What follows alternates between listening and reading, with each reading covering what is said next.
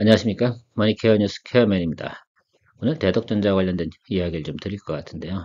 이거 반도체 관련입니다. 패키징 반도체 이 부분만 생각하시면 되고요. 지금 뭐 삼성전자, 메모리, 그다음에 FCBGA, 뭐 패키징 반도체 이쪽 부분은 제가 앞서 며칠 전에 리포트 해드렸던 내용 기억하십니까? 소부장들이 발전되고 나서 그리고 나면 3분기, 4분기부터 어닝들이 괜찮아질 거다라고 이야기를 드렸는데 그 부분을 참조해 보시면 지금이 상당히 큰 저점이다. 그리고 지금 자동차 이야기도 들으면서 야 자동차가 수익이 다 완성이 되고 나면 이 부분을 투자에 들어가는 것이 가장 앞으로도 확실한 예를 들면 투자처다라고 이야기 드렸습니다. 그래서 1차적으로 지금 여기 1분기 쪽에 한번 리포트 해드렸던 종목이기 때문에 여러분들한테 리포트 먼저 해드리는 거고요.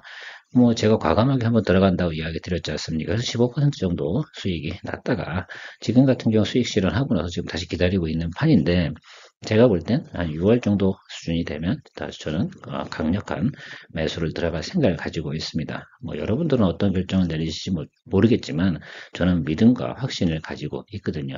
이렇게 리포트를 계속 하다 보면 또 애널리스트 리포트를 많이 읽다 보면 야 이게 트렌드가 이렇게 가는구나 라는 것들을 감지할 수가 있다는 것이죠. 그래서 그 믿음과 확신은 스스로 만들어내는 것이다 라는 부분은 먼저 이야기 드리도록 하겠습니다. 자, 이제 진행해 보도록 할게요. 오늘도 내용이 좋으면 좋아요, 구독 부탁드리도록 하겠습니다. 지금이 저점인 이유에 대해서 한번 이야기 드려보도록 할게요. 구체적인 내용들이야 여러분들이 다 알고 계실 거니까 제가 간단하게 드리면 1쿼터 컨센서스가 좀 예상보다는 한해했는데 지금 2쿼터 개선되고 있는 컨센서스 나오는 것들이 뭐냐 추정치가 1분기에 나왔던 그 추정치하고 유사하게 나오고 있습니다. 그러니까 2분기에서 턴어라운드가 조금씩 발생이 되고 있는 그런 부분이다라고 이야기하고 싶습니다. 자, 그 중에서 동종 종목 같은 경우는 FCBG의 매출 성장은 꾸준하게 일어나서 23%, 24% 일어난다. 그럼 생각을 한번 해보면 되잖아요. 업황이 뭐만 개선되면 됩니까? 메모리와 낸드 쪽만 업황이 개선되면 동종목 같은 경우는 주가의 상승 이유가 충분하다. 자, 그럼 메모리와 낸드의 업황은 4분기다라고 이야기를 드렸습니다. 그러면 여러분들께서 투자 기간을 잡는다라고 생각을 해보면 지금 당장 매수하시라 이런 얘기 드리는 건 아니지 않습니까? 그렇죠. 좀 보다가 5월 한 말쯤에 산다고 칩시다. 그럼 6월부터 11월 이 정도 구간에서 발생이 되는 그런 내용들일 텐데요.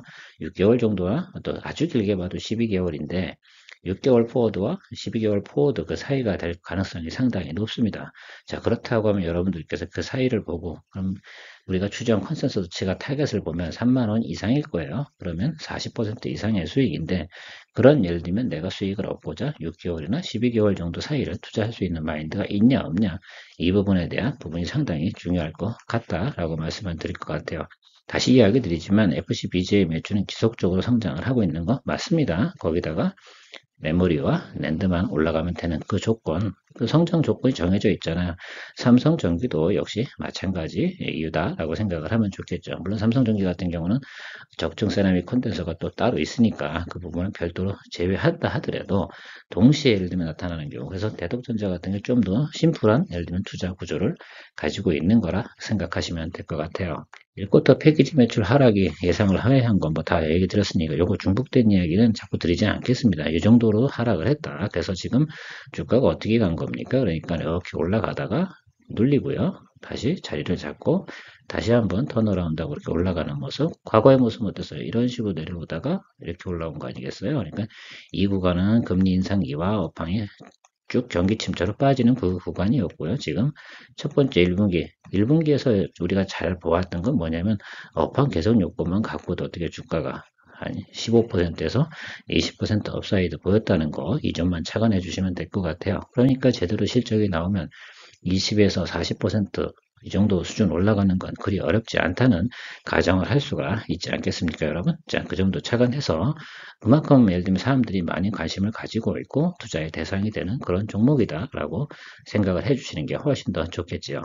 저는 그렇게 생각을 하고 있어요. 지금 실질적으로 나오는 FCBG 매출은 이렇게 증가되고 있으니까 조건은 아까도 말씀드렸지만 삼성전자의 D램과 랜드 출하량 이것들이 개선이 되고 이것들이 인식이 되기 시작을 하면 당연히 이 동종목 같은 경우도 올라갈 것이다. 그거는 뭐 계속해서 IT 반도체 뭐 장비 이런 거 이야기하면서 이야기 드렸습니다. 그러면 어디부터 올라간다 그랬어요?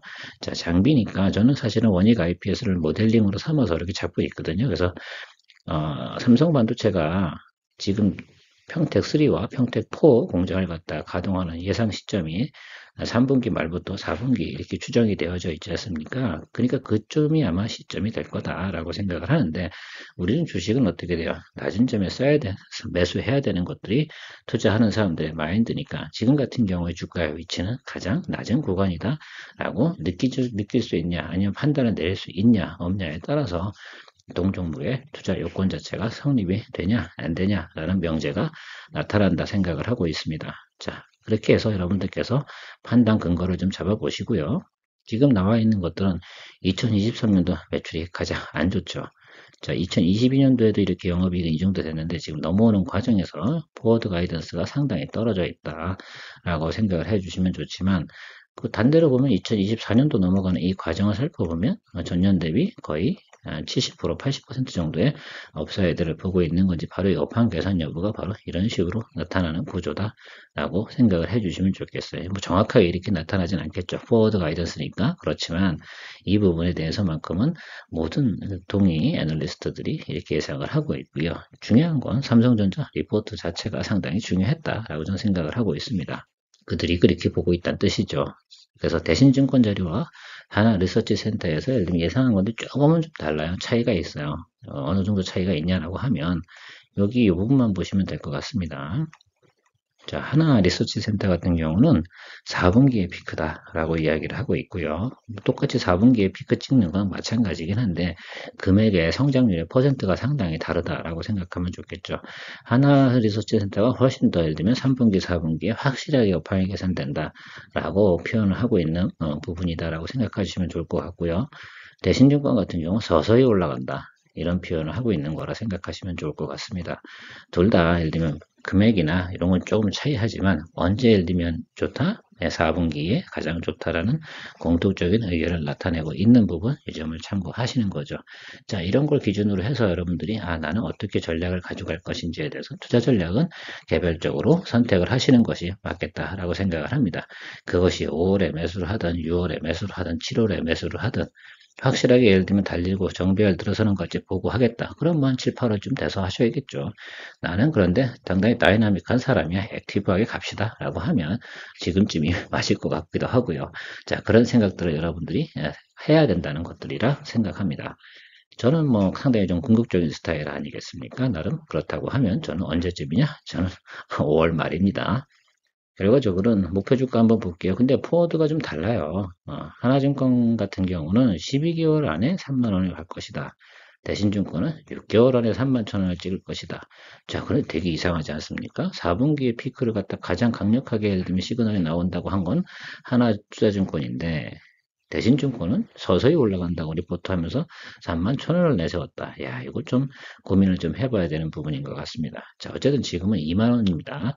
자, 3만 원 먹을 거냐, 안 먹을 거냐에 대한 결정은 여러분들이 잘 생각해 보시는 것 상당히 중요하다. 주가 차트로 마무리하도록 하겠습니다.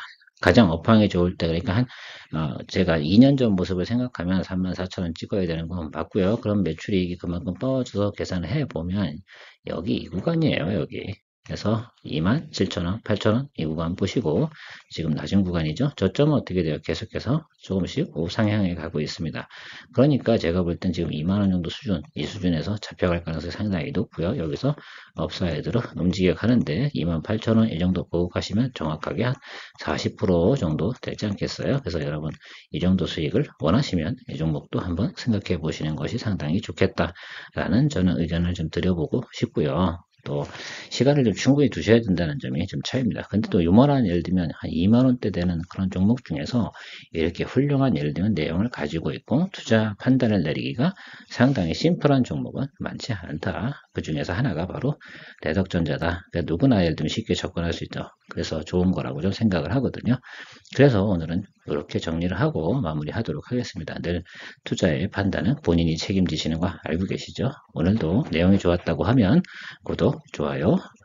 항상 여러분들의 자산을 소중하게 생각하는 머니케어 뉴스 케어맨이었습니다. 감사합니다.